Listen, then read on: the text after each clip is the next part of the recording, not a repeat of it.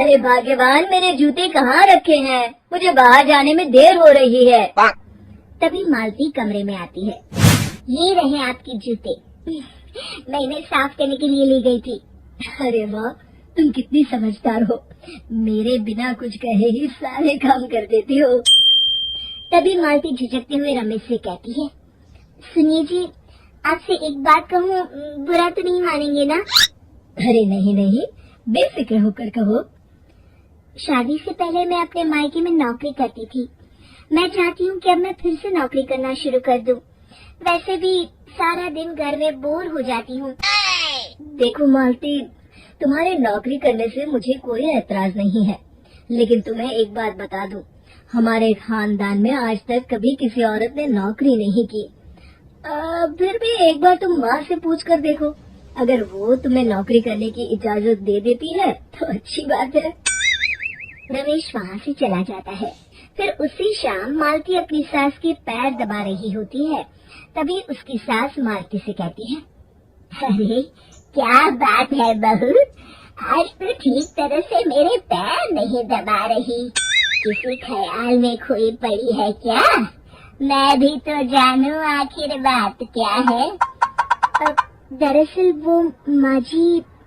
अरे हाँ हाँ बोलो, इतना सोच क्यों रही हो? माँ जी, अगर आप बुरा न माने तो मैं नौकरी करना चाहती हूँ।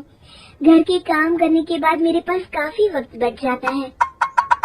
मालती की ये बात सुनकर उसकी सास गुस्से में कहती है, अरे बहू, तेरी तबीयत तो ठीक है ना?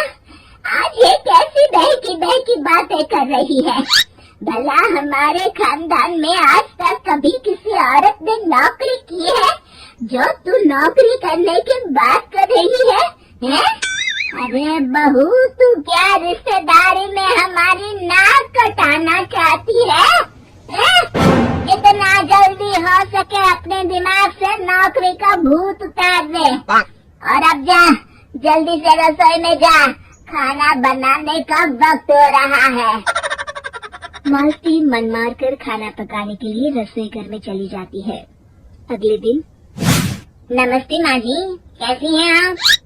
अरे आओ आओ दिवाकर बेटा, बैठो, मैं तुम्हारे लिए चाय मंगाती हूँ। बहू, जरा एक कप चाय तो लेती आना। फिर दिवाकर एक फाइल खोलकर मालती की सास के सामने रख देता है। ये देखिए माँ जी, ये है पिछले महीने का हिसाब और ये रहे मुनाफे के रुपए। एक बार हिसाब देख लीजिए और इन कागजों पर अपने दस्तखत कर दीजिए। अरे दिवाकर बेटा, मैंने भला आज तक कभी तेरा हिसाब देखा है जो अब देखूंगी? ला बता, कहाँ दस्तखत करूं?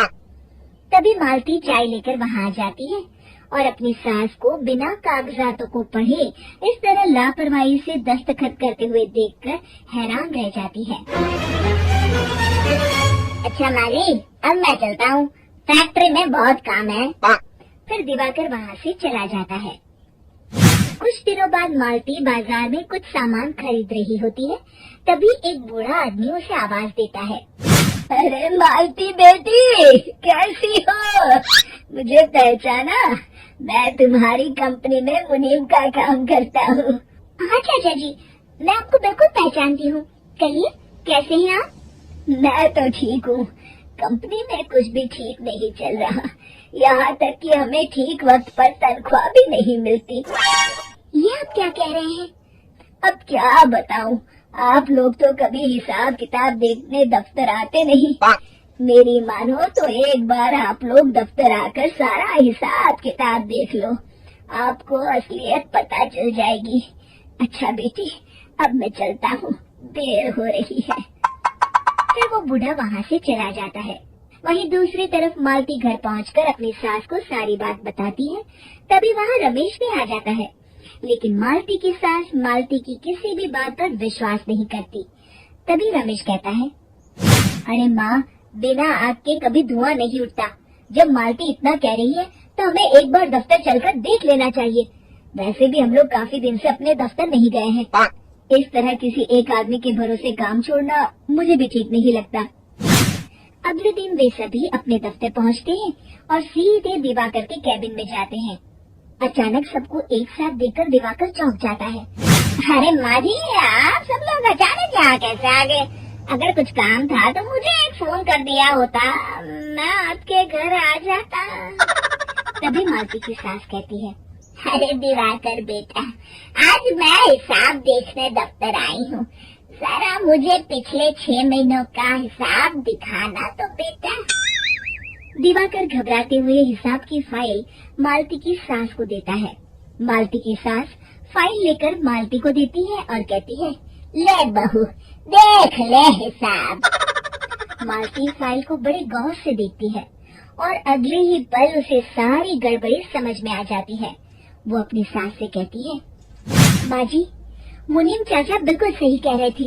हमारी कंपनी में पिछले 6 महीनों में जितना मुनाफा हुआ है, हमें उसका आधा पैसा भी नहीं मिला। यूँ समझ लीजिए कि 1 रुपये में सिर्फ चवन्नी ही हमारे हाथों में आई है।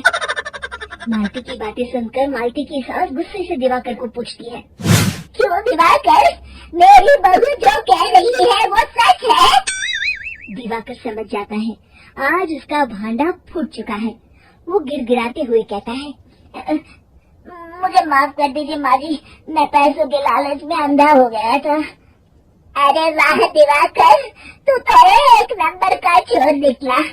इतने दिनों से मैं तुझ पर आंख बंद करके भरोसा करती रही और तू मुझे ही चुना लगाता रहा।